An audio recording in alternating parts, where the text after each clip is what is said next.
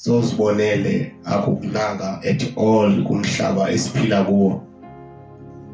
Zininzi izinto zisenzeka kubantu bechatile, azinhlanga bayebulalana, bayadubulana, bayalimazana. Zininzi izizathu esidala lonto leyo.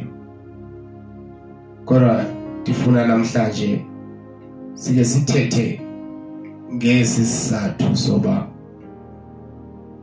xa kuchatiwe uze kubonakale elinye iqabane lingathembekanga kwiqabane layo. Xa ungathembakalanga umlingani wakho uye kube khona iziphumo zalonto uyenzayo, akukhathalekanga noba yenziwa ngumama, akukhathalekanga noba yenziwa ngutata, kodwa iziphumo zalonto leyo aziye zibe zihle at all. Kuba khona ukulimala, kuba khona ukulila kwamagazi, kuba khona ukuhlukumezeka kwenhliziyo ngento ebingabalulekanga yoba ingenzeka. Omnye uzoba nesizathu athi ndayenza okanye ndiyayenza okanye yenziwa kum, owayeyenza waye waba nesizathu sakhe esithi. Kodwa ndifuna ukutsho ungathembakali kumlingani wakho, ungathembakali kulowo ozinikele kuye. Lonto lityala elibovu phambi kwamehlo kaThixo. Noba yenziwa ngumama, noba yenziwa ngubhuti, noba yenziwa ngutata, kodwa lowo ungathembakalanga kulowo atshate naye. Andithethi ngomuntu ojolayo, umjolo ohlela kade unezo zinto, bathetha ngomuntu otshatileyo. Haleluya. Ungathembakali, khona ukulimala. Senditshilo ke yonke into esiyithethayo apha siyisapota ngezulu laThixo. Asithethi into sizikhe emqaleni wethu. Yonke into esiyithethayo kule channel igxile ezwini likaThixo. Haleluya. Nawe ke mhlawumbe unganayo into yokuthetha, uvumelekile ungakhomenta utsho uba wena ucinga ntoni, ngoba abanye abantu banezizathu athi hayi mina ndayenza lento because umama kwami wayethi ndayenza lento okanye ndiyayenza lento, andithembakalanga, ndinelinye iqabane ngaphandle because umama. Kodwa kuba khona ukulila kwamagazi nokonzakala ekupheleni kosuku. Akunamsebenzi noba igazi lilile in 6 months time, okanye 10 years, okanye kwi-5 years, but xa kuthe kwakhona ungathembakali emtshatweni, kuba khona ukulimala. Xa kuthe kwakhona ungathembakali, uzibone uhamba uyokwenza izinto nabanye abantu, kodwa unolo wazinikela kuye, wahlala naye. Naw namhlanje uphume ingathi ke uye emsebenzini kanti uthathe leave emsebenzini. Uyazazi apho uyakhona. Namhlanje unomntwana ombonayo, lo mntwana uyakhula, but uyamazi uba uyise azonguye utatakhe. Namhlanje uyazi uba khona umntwana okhulayo ngaphaya eqoboqobo awungaziwa ngumama wekhaya. Kodwa ndifuna sifunde nje izwi lenkosi ngombalo, sikwazi uba siyishwakathele yonke lento, siyibone uba eneneni kuba khona ukulimala nokufa xa indoda ingathembakalanga kunkosikazi wayo, xa inkosikazi ingathembakalanga kumyeni wakhe. Ngoba nemisindo le ayifani. Futhi umuntu athathe ihamile athi enhloko ukutaka igazi, phuma isidumbu indoda yohlala ejele because ishiwe ngumsindo, kungene uWhatsApp kumama wekhaya. Futhu ngebhozo uma mekhaya esifubeni endodeni ngoba ubhaqe iSMS Nkosi yami. Ncwadi Yakobi chapter 4, James chapter 4 verse 17.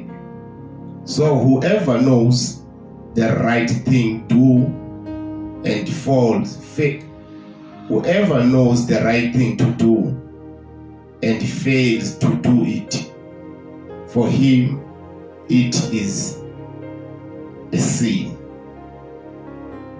Uyayazi into ba wena akumele uthandane nomnye umuntu ngaphandle kuba uthande indoda yakho, but wena uyothanda enye indoda next door. Uyayazi uba akumele uthande omnye owesifazana ngaphandle kwalo uchate naye. Lonto leyo sisono, licala, lityala elibovu engeza nokufa nokulila kwegazi nokudutyulwana. Phofu ke yena umuntu ongayenziyo imfanelo yakhe nakuba eyazi unetyala. Awuyenzi imfanelo yakho okufanele ba uyenze but ungayenzi, lityala elo elibovu phambi kwamehlo kaThixo. Ithi incwadi kaYakobi chapter 4 verse number 17. Proverbs 12 verse 22. Lying lips are an abomination to the Lord, but those who act faithfully are his delight. uThixo uyamcaphukela umuntu oxokayo, kodwa uyakholiswa kunyanisekileyo. Hayi, siphume nomsebenzi sisaya leBeaufort West. Hayi, sizobuya namhlanje kufumaniseka kuba umsebenzi uzawusebenza ubusuku bonke. Hayi, lonto leyo uhlala unamaqhinga, uhlala ibhlungu because kwa iselfone yakho nxa uphila lo mpilo leyo uyiphila unexhala loba angayiboni uthathe ekhaya. Xa uzazi uba unamaqabane, utshatile, uyathandana, ujola namanye amadoda, namanye abafazi, namantombazana, uyika uhlala unevalo loba kungaba kungenzeka ntoni uba ingavela nale nyani. Eninyani kubakhona ukulila kwegazi, bakhona ukuphalala kwegazi, wahlatshwa, wadutshulwa, wabethwa, wenziwa ntoni, kufumaniseka uba kuthi sayo nkinto. Proverbs 13 verse number 4. Umtshato uxabisekile, mawuxatyiswe ngumuntu wonke. Amadoda nabafazi mabanyaniseke omnye komnye, bangasixali pheli isililo. Ingqumbo kaThixo ijinga phezu kwabo bakrekrezayo, kwakunye nabo barheletyayo. Ingqumbo kaThixo, xa uqunjelwe nguThixo uzoba ngokabantu. Umtshato mawuxatyiswe umuntu wonke, amadoda nabafazi mabanyaniseke omnye komnye. Athi amaHebrew chapter 13 verse number 4. Hallelujah. Zikhona ke izinto ezenza ku-endaphe izinto zifike zingene zizide zizofika kulo level leyo. Indlela owenza ngayo izinto utshatile ziyayenza umthelela omtshatweni kuze kulile igazi, because wena uye uzilibale xa ingekho umyeni wakho phambi kwakho utshatile, because wena uye uzilibale xa engekho unkosikazi wakho uba utshatile. Kodwa limilizwi lenkosi lithi amadoda nabafazi mabathembeke omnye komnye. Ayikho ke into engakunceda ungazihamba ne-counseling emveni ubhaqiwe. Siyavela i-SMS, siyavela WhatsApp, siyavela i-email, bavela o-Twitter. Kuvele wonke amahlazo namanyala nazo zonke ukuzenza kodwa utshatile. Ufumaniseke ngokuba sokugijinya kubhatalwa imali ezinkulu nezishushu kuthiwe masiye kwi-counseling ukuze sicekiswe kule meko sijongene nayo. Ngifuna ukuxelela ke namhlanje noba soyile kulo counseling leyo uzofike abakhanselayo bakuchilele iBhayibheli, because ayikho enye isolution emchatweni ngaphandle kwelizwi likaThixo. Bazofike badlale ngamavesi, bakotela amavesi, but wena ungangenwanga ngomnikazi weBhayibheli uzophinda uyiphinde lento uyiqalile nje. Haleluya. Necawe ohamba kuyo ayisoze yanceda. Nabantu ababonakala ngathi ba powerful bathandazela abantu abasoze bancede. Nabathandazeli nabaprofeti nabo bonke abantu ababonakala ngathi banamandla nobulungu nokwenza izinto zenzeke abasoze bakuncede. uThixo ngoYesu Kristu onokusiza. Liphalela igazi, ezinto zibhlungu ziyenzeka sizibonile. Ngoba umuntu xa eyibonayo akhumbula imali alobola ngayo le ntombazana, namhlanje seyilala namanye amadoda. Umuntu xa eyibona isenzeka lento akhumbule indlela ancama ngayo ifamily yakhe nezinto ezibalulekile wazilahlela kule ndoda. Namhlanje seyilala phihlele khona isamazi noba intoni. Nobe ngamdubulanga, nobe ngamhlabanga, nobe ngambethanga ngeyamini, kodwa uyawathatha amanyathelo. Ingakumbi kule mbu yethu emnyama ayozama namayeza. Fike sokukhandelana namayeza kuzanywa ngandlela zonke ngento unnecessary. Omnye uzothi ndayenza lento because ndinesizathu. Asifuni uzathu ngoku, kodwa siyacebisa uba uyayenza lonto umphumela wayo ayisoze wabamhle. Kuzoba khona ukukhala kwenyembezi, kuzoba khona ukrexeza kwamasenge, kuzoba khona ukulila. Haleluya. Haleluya. Kodwa ke nawe ungasixelela, ungakhomenta usixelela uba wena ucinga ntoni ngayo yonke lento. Proverbs 19. Proverbs Mizekeliso chapter 19 verse 1. Better is a poor person who walks in his integrity than one who is crooked in speech and is a fool. Better is a poor person who walks in his integrity than one who crooked in speech and is a fool. Akunani kwa ukuhleleleka unyanisekile kunokuba sisiyatha esinganyanisekanga. Hallelujah. Masifale ngeProverbs 6 verse 32. He who commits adultery lacks sense. He who does it destroys himself. Ke yena umuntu okrexezayo ngathi ushiywe zingqondo. Ewe uyaziphuphisa yena ngokunokwakhe.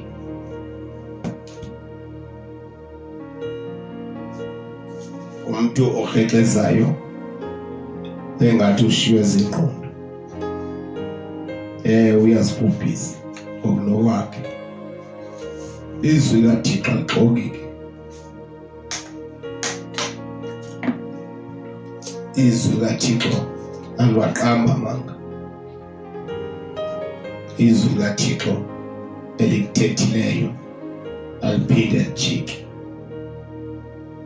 That is why ke thina makholwa kwimeko yonke asidikishani asijongi ngelihlo lokuba kwenzeke lento, but siye sijonge uba Nkosi yami bokutheni ukuze kwenzeke lento, ngoba umuntu osisilumko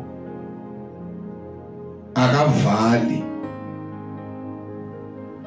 amane chitha amanzi akawabona engena ephendlini, kodwa umuntu osisilumko uyajonga uba lamanzi avelaphi ukuze ndivale kulandawo izana lamanzi. Indlela senza ngayo izinto uThixo udikishana nento eyenza kwenzeke lento. Ayinqabanga ke lonto leyo ibingangenzeki xa ungamoyiki uThixo. Ayinqabanga into uba awunothandana nomnye umuntu kodwa utshatile xa ungamoyiki uThixo. Isayini yokuqala yokoyika uThixo ukuzinikezela wena uThixo. Hallelujah. Hallelujah. Mhlawumbe ngathi insombi mhlawumbe nxa sizithethayo ezinto, but ubani nobani uyazazi izinto ezenzekayo. Iphelile imitshato, balimazela abantu emitshatweni. Bakhona ukuhlakanipha, awuyini umuntu for 10 years, for 7 years, for 8 years. But nxa ila 18 years kuthi gqi iziqhamo zento wazenza 18 years ago. Hallelujah. Phofu ke yena umuntu ongayenziyo imfanelo yakhe nakuba eyazi, for him it is a sin.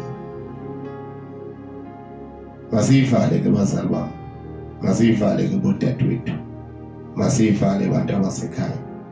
Nawe ke ungake ungene utsho ucommente uthi uba uyibona njani yonke lento, kodwa ayibuhlungu into esizibonayo. Iteketise indoda kanti iteketisa usana lenye indoda ngenxa yentombi engazange ithembeke emtshadweni. Abale umama ekhaya abantwana kababonayo apha ekhaya, abantwana esinabo bathathu kanti khona abondliwayo abahlala esentini. Hallelujah. Hallelujah. Better is a poor person who walk in his integrity. Akunani kwa uhlelelekileyo unyanisekile. Hallelujah. Masivale ke bazali bami, masiyeke. Next time sizobuya nayo le topic, sizothetha ngayo, sifumene nabanye abantu abancediweyo inkosi, siyendlale siyenze, mhlawumbe sizongenelela nakwezinye izinto ezidiphu kunale, kodwa uba khona ukulila kwamagazi kwangathembeki omnye komnye. Nkosi mayinisekelele ekhaya. Amen.